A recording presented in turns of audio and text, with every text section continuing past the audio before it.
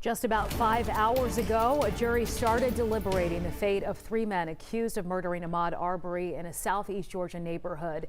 We have live team coverage tonight, beginning with Hope Ford outside the Glenn County Courthouse with an exclusive interview with one of the defense attorneys. Hope?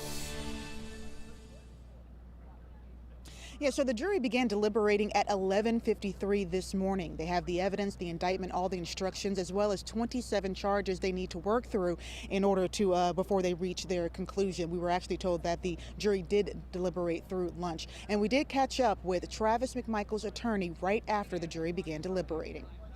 The case is in the jury's hands, and now we will see what they feel is justice. Okay. How do you guys think you guys have done so far with your clients? Well, we feel we've done the best that we can. We feel like the jury has given us the opportunity to explain ourselves.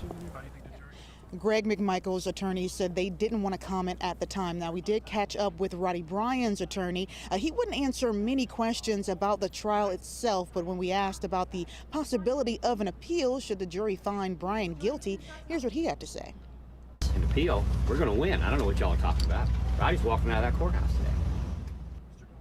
Now, before deliberations, the state finished their rebuttal to the defense's closing arguments. At one point, the defense interrupted and asked for a mistrial because they felt prosecutor Linda Dunikowski wasn't presenting an accurate description of the citizen's arrest law. The judge denied that motion, saying that was just the state's interpretation of the law, and the jury would consider the law as he would later read it to them. Now, in the end, Dunikowski said the jury should really consider if Ahmaud Arbery would be alive today if the McMichaels and Roddy Bryan didn't stop him.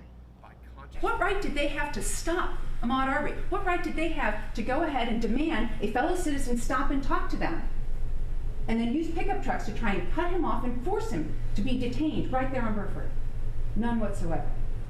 And when the judge was reading the charges to the jury, he said, and these are just my words summarizing here, he said basically if they find that one of the defendants provoked an action that led to a felony or the death of Arbery, then the jury could find those defendants' actions were unjustifiable.